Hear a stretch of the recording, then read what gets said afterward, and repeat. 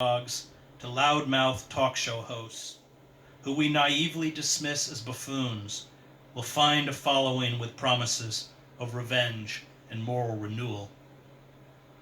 There are powerful corporate entities, fearful of losing their influence and wealth, arrayed against us.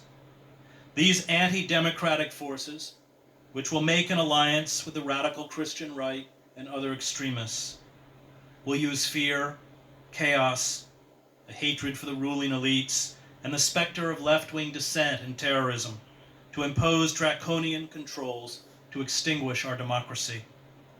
And while they do it, they will be waving the American flag, chanting patriotic slogans, promising law and order, and clutching the Christian cross. Totalitarianism, George Orwell pointed out, is not so much an age of faith, but an age of schizophrenia.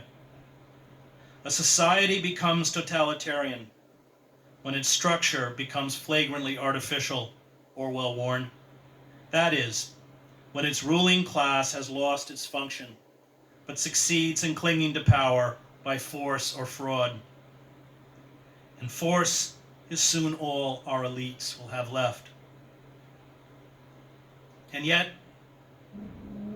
mass culture assures us, even in the midst of catastrophe, that if we close our eyes, if we visualize what we want, if we have faith in ourselves, if we tell God that we believe in miracles, if we tap into our inner strength, if we grasp that we are truly exceptional, if we focus on happiness, our lives will be harmonious and complete.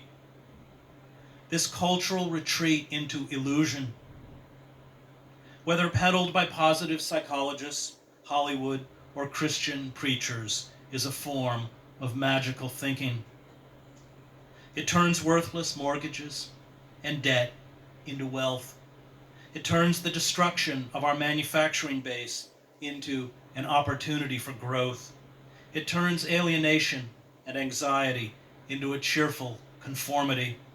It turns a nation that wages illegal wars and administers offshore penal colonies where it openly practices torture into the greatest democracy on earth. It is time to fight back against corporate culture in small and large ways. Coalitions of environmental, anti-nuclear, anti-capitalist, sustainable agriculture, and anti-globalization forces have coalesced in Europe to form and support socialist parties. This has yet to happen in the United States. The left never rallied in significant numbers behind Cynthia McKinney or Ralph Nader, and this was our mistake. In picking the lesser of two evils, it threw its lot in with a Democratic Party that again has proven that it backs our imperial wars, empowers the national security state, does the bidding of corporations, and ignores the needs of citizens. If Obama does not end the flagrant theft of taxpayer dollars by corporations and the disgraceful abandonment of our working class, especially as foreclosures and unemployment mount, many in the country will turn in desperation to the far right, embodied by groups such as Christian radicals. The failure by progressives to offer a democratic, socialist alternative, the only alternative remaining that can save our open society, to openly make war on corporate power, to continue to back the Democratic Party, will mean there will be, in the eyes of many embittered and struggling working and middle-class Americans, no alternative but a perverted Christian fascism. I spent 2 years traveling the country to write a book on the Christian right called American Fascists, the Christian Right, and the War on America. I visited former manufacturing towns where for many, the end of the world is no longer an abstraction. They have lost hope.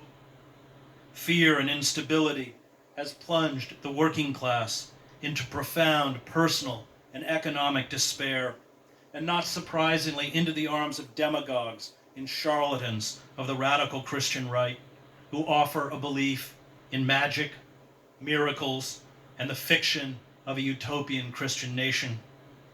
And unless we rapidly re-enfranchise these dispossessed workers back into the economy, unless we give them hope, our democracy is doomed.